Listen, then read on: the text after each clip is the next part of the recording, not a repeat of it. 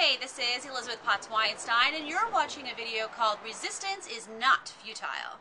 So if you're trying to get work done, if you're trying to make a decision about investing in a mastermind group or a coaching program or going to a seminar, if you're just trying to write your freaking blog post, you may come up with the same thing that all of us come up against, which is resistance. Now there's a zillion books and coaching programs and people who teach how to break through resistance, how to overcome resistance, how to take action and make decisions. And I want to give you a kind of a different perspective on resistance. I don't think resistance is something you need to resist. And I don't think resisting resistance is the way to make progress, to make decisions, to take action. What I found is that resistance is not bad. It is a tool. It is a message from you that will help you make decisions on the right action to take. So what I've found is that resistance comes from one of two places. Resistance can come from your soul, a message from your soul, or it's a message from your ego, okay? So resistance, that's a message from your soul. Your soul's agenda is to keep you on your path of living your truth, of living your life purpose, of doing what you're here on this earth to do, of taking action, of making decisions that are really aligned with your soul. So what your soul does when it's sending you resistance, it's saying this thing that you're thinking about doing is not the right thing for you. It is not the right action to take. It is not the right decision to make. So let me give you an example. This summer, I have had so many problems with trying to write the next book that I wanted to write, trying to write blog posts, and it was just, I hate writing. It's so hard and painful for me.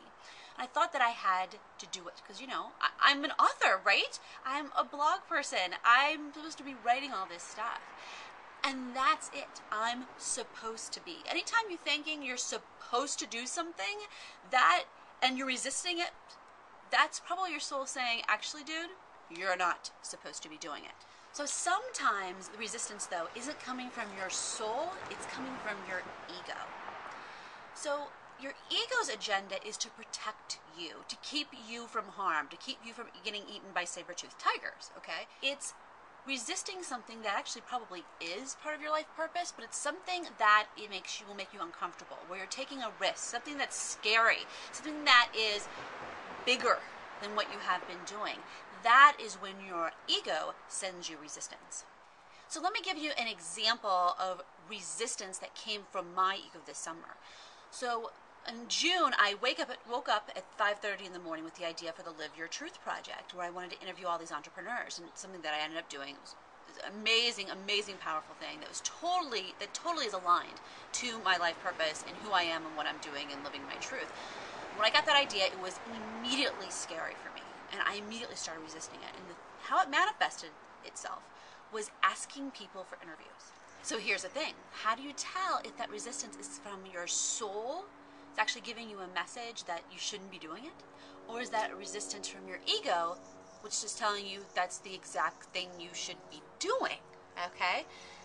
Here's the thing. There's a couple tools that I personally use. Number one, I check in with how I feel in my body. Okay?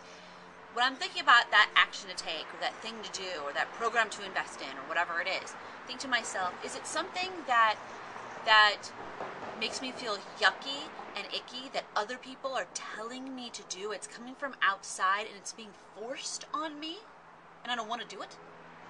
That's my soul saying, no, Elizabeth, you shouldn't do that thing. Or is it something that came from within that is making me feel uncomfortable and scared and nervous, but kind of also a little bit excited too? Well, that resistance is coming from my ego, who's trying to keep me safe, which means that that's the exact thing I should be doing. Another question to ask, that this is a classic coaching question, is what if you could not fail? What if you took this action, you actually did it, and you knew it was going to succeed? Would it make you still feel kind of yucky and you don't really like doing it anyway?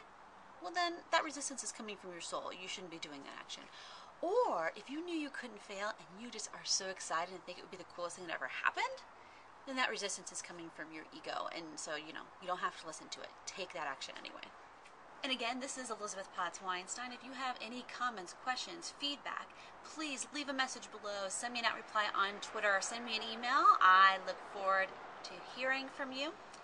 See you again next time. Bye-bye.